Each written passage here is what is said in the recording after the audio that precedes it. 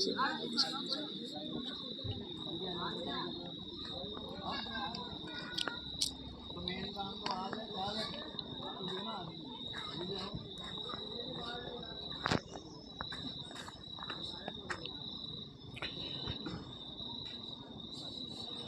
Evening friends, आप सभी को मेरा प्रणाम, नमस्कार, जय श्री राम। स्वागत है आप सभी का अपने इस यूट्यूब चैनल पर। तो इस वीडियो में हम लोग बात करने वाले हैं जूनियर अकाउंटेंट 2024 के बारे में, यानी कि कनिष्ठ लेखाकार 2024 के बारे में कि अब तक मात्र इतनी याचिका दायर एमई कैटेगरी कोर्ट केस, सिर्फ याचिका को मिलेगा फ़ायदा, इस दिन के बाद याचिका दायर नहीं होगी। तो इन सब चीज़ों के बारे में हम लोग वन बाय वन बात करने वाले हैं। आगे बढ़ने से पहले आपसे मेरी रिक्वेस्ट है कि अगर आप चैनल पर नए हो, पहली बार आपने विजिट किया, तो राजस्थान की तमाम भर्तियों की लेटेस्ट अपडेट और करंट अफेयर के लिए चैनल को जरूर सब्सक्राइब करना और वीडियो को लाइक करना। हम बढ़ते हैं फिलहाल आगे। तो जैसा कि आपको पता है कि जो मिनिस्टर एम्प्लॉय कैटेगरी है उसके ऊपर जूनियर अकाउंटेंट में कोर्ट ने जो मिनिस्टर एम्प्लॉय वाला दूसरी कैटेगरीज हैं, यानी कि ओबीसी हो गया, जनरल हो गया या दूसरी कैटेगरीज हैं, जिन उन पर जो माननीय न्यायालय ने फिलहाल ज्वाइनिंग पर स्टे दे रखा है, स्थगित कर दिया है। यानी कि अगर आपने सीईटी मिनिस्टर एम्प्लॉय कैटेगरी से पास की थी, उसके बाद में अगर आपकी ज्वाइनिंग जो अकाउंटेंट का एग्जाम उसमें आप अपनी खुद की कैटेगरी से, यानी ओबीसी से एससी एसटी या जो भी आपकी कैटेगरी है उससे अगर आप ज्वाइनिंग लेना चाहते हो तो उससे पर जो माननीय न्यायालय ने पूरी तरह से स्टे लगा दिया है।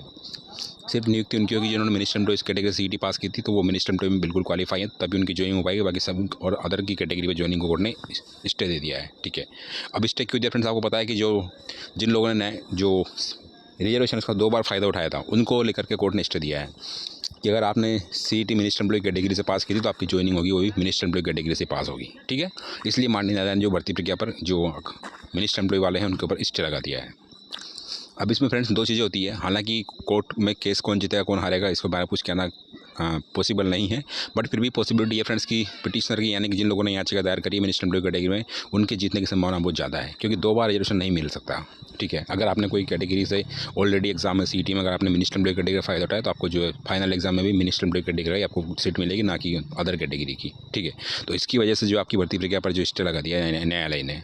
ठीक है, अब बात करते हैं कि कितनी केस अभी तक दायर हुए हैं और क्या सारी चीज़ें। तो फ्रेंड्स जीतने की संभावना मैंने आपको ऑलरेडी बता दी कि 99% पॉसिबिलिटी आप जीत जाओगे ये केस। ठीक है, लेकिन जो फ़ायदा मिलेगा फ्रेंड्स वो जो लोग पिटीशन फाइल करेंगे उन्हीं को फ़ायदा मिलेगा। सपोज करो अगर आप मान लो कि ओबीसी कैटेगरी में हो, ओबीसी में आपकी मान लो कट ऑफ 585 गई है और आपके नंबर आते हैं 580, और एक बंदे के मान लो नंबर आते हैं 570, और कोर्ट ने अगर केस जीतने के बाद में अगर मान लो कि ये बोल दिया कि जो याचिका करता है उनको ज्वाइनिंग दी जाए, तो 570 वाले की ज्वाइनिंग हो जाएगी, वो 580 वाला रह जाएगा क्योंकि उसने याचिका दायर नहीं करी कोर्ट में। ठीक है, हालांकि जो निकटतम कट ऑफ का पसंद रखते हैं उनको इससे फ़ायदा होगा। हम इस चीज़ की आपको गारंटी नहीं देते हैं कि आपकी ज्वाइनिंग हो जाएगी, हम इसकी बिल्कुल गारंटी नहीं देते।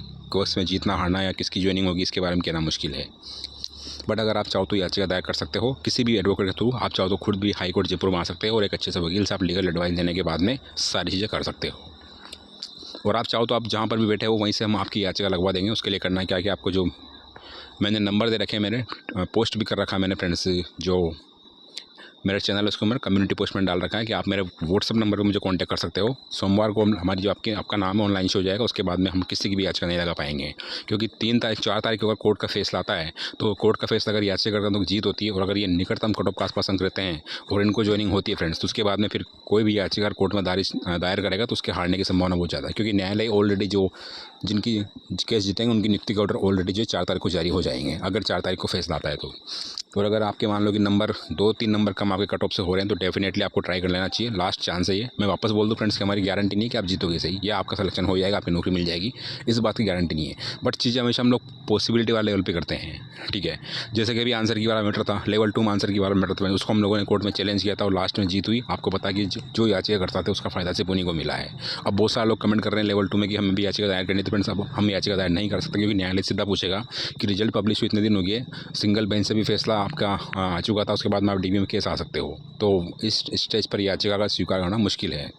तो सेम चीज़ आपके लिए बन जाएगी। अगर आप 4 तारीख को फैसला आता है और उसके बाद में अगर आप याचिका दायर करते हो, फैसला अगर याचिका करता हूँ पक्ष में आता है, तो आपकी याचिका दायर करने के बाद में फिर कोर्ट इसको स्वीकार कर देगा, क्योंकि सीटें ऑलरेडी फुल हो चुकी होगी, क्योंकि माननीय न्यायालय जो पिटिशनर है उनकी ज्वाइनिंग के जो ऑर्डर कोर्ट दे देगा, आदेश दे देगा। ठीक है, मैं ये नहीं बोलता कि सभी पिटिशनर की ज्वाइनिंग के ऑर्डर होंगे, ऐसा बिल्कुल भी है। जो निकटतम कट ऑफ का आसपास अंक रखते हैं, जिनके 2-3 नंबर आप मैक्सिमम मान सकते हो या इससे भी कम नंबर हो सकते हैं, अगर वो चीज़ें होती है तो आपको बिल्कुल डेफिनेटली इसका फ़ायदा मिलेगा। ठीक है, तो अगर आपके 1-2 नंबर से आपका सिलेक्शन नहीं हुआ है और आप चाहते हो कि आपको लगता है कि आपका सिलेक्शन हो जाएगा, तो डेफिनेटली आप कोर्ट में पिटीशन फाइल कर सकते हो।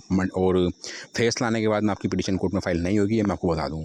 तो जो लोग कमेंट कर रहे हैं कि अगर फैसला आने के बाद में हम लोग याचिका दायर करेंगे तो क्या होगा, तो मैं इतना ही बोलूँगा फ्रेंड्स कि फैसला आने के बाद में आपकी याचिका जो कोर्ट में स्वीकार नहीं की जाएगी, कोर्ट सीधा बोलेगा कि बोर्ड बोल देगा बोर्ड के पास में सीटें नहीं है, कोर्ट के ऑर्डर से ऑलरेडी इसने ज्वाइनिंग दे दी है, ठीक है। तो अगर आपको लगता है कि आपका सिलेक्शन हो जाएगा, आपका नंबर 2-5 अंकों से, या हालांकि मैं कट ऑफ इसके बारे में कहना मुश्किल है फ्रेंड्स कि कितने अंक कम होंगे, इसके बारे में भी कहना मुश्किल है, क्योंकि जो याचिकाकर्ता उन्हीं को फ़ायदा होगा, सभी याचिकाकर्ताओं का फ़ायदा नहीं होगा, सिर्फ उन्हीं याचिकाकर्ताओं का फ़ायदा होगा जिनके की कट ऑफ के निकटतम अंक हैं, ठीक है। अब वो 2 नंबर भी सकते हैं, 10 नंबर भी सकते हैं, वो आपका लक है, ठीक है। तो जो भी याचिका दायर करना चाहते हैं मिनिस्टर एम्प्लॉय कैटेगरी में, तो आप कर सकते हो। मंडे के बाद में आपकी फिर जो याचिका फाइल नहीं हो पाएगी, तो मंडे तक आपके पास टाइम है, मॉर्निंग को 12 बजे तक। उसके बाद में हम लोग मंडे को फाइल कर देंगे, और उसके बाद में अगर फैसला ट्यूसडे को आ जाता है, 4 तारीख को आ जाता है, तो उसके बाद में आपकी याचिका दायर करने का कोई औचित्य नहीं है, ठीक है फ्रेंड्स। तो नंबर मैं आपको बता दूँ, मेरा नंबर है 9358620538। ये मेरा व्हाट्सअप नंबर है, इससे आप मुझे कॉन्टैक्ट कर सकते हो, और कोशिश करेंगे अगर आप कॉन्टैक्ट करोगे तो आपका मंडे को नाम ऑनलाइन शो हो जाएगा। बाकी जो भी अपडेट होगी आपको मैं बता दूँगा।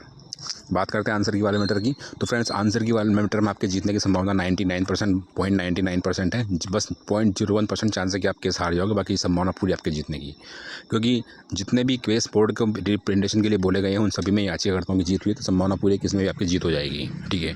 हालांकि मैं 0.01% चांस से आप हार सकते हो, लेकिन 99.99% आपकी जीतने की संभावना है, ठीक है।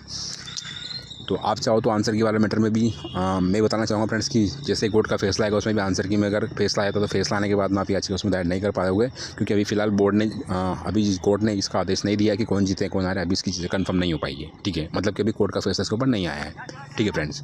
बाकी जो भी अपडेट होगी आपको मैं बता दूँगा। तो फिलहाल के लिए इतना ही। तो वापस बोलना चाहूँगा फ्रेंड्स, जो भी मिनिस्टर एम्प्लॉय कैटेगरी को लेकर के याचिका दायर करना चाहते हैं वो कर सकते हैं। मंडे तक का टाइम आपके पास में, मंडे मॉर्निंग तक का आप अगर डॉक्यूमेंट, मंडे का भी नहीं बोलना चाहूँगा फ्रेंड्स, में संडे इवनिंग तक अगर आपके डॉक्यूमेंट मिल जाएंगे तो मंडे को आपका नाम ऑनलाइन हो जाएगा। बाकी जो भी अपडेट होगी आपको मैं बता दूंगा। तो फिलहाल के लिए इतना ही, मिलते हैं नेक्स्ट वीडियो में। वीडियो वॉच करने के लिए thanks, have a great night and all the very very best. आपसे रिक्वेस्ट मेरी, अगर आपने चैनल पर पहली बार विजिट किया तो राजस्थान की तमाम भर्तियों की लेटेस्ट अपडेट और करंट अफेयर के लिए चैनल को जरूर सब्सक्राइब करना और वीडियो को लाइक करना। आप चाहो तो हमारा टेलीग्राम ग्रुप ज्वाइन कर सकते हो, लिंक मैंने डिस्क्रिप्शन बॉक्स में दे रखा है। Again thanks for watching the video and God bless you all. और आपसे रिक्वेस्ट है मेरी, अगर आप याचिका दायर करना चाहते हो तो संडे इवनिंग तक बता देना, ताकि आपके जो डॉक्यूमेंट वगैरह जो भी काम होगा वो सारा करके मंडे को कोर्ट में केस फाइल हो जाएगी। उसके बाद में फाइल लगने के बाद में हम उसका आपका नाम ऐड नहीं करवा पाएंगे, और अगर 4 तारीख को फैसला जाएगा तो आपका बाद में 4 तारीख के बाद में याचिका लगाने से कोई फ़ायदा नहीं है। इतना मैं आपसे कहना चाहता हूँ, क्योंकि फैसला आने के बाद में मैक्सिमम केस में पिटीशन डिसमिस होती है, खारिज होती है, ठीक है friends. Again thanks for watching the video and God bless you all. I wish कि आपकी जीत हो, जल्दी से आपकी ज्वाइनिंग हो। Okay friends.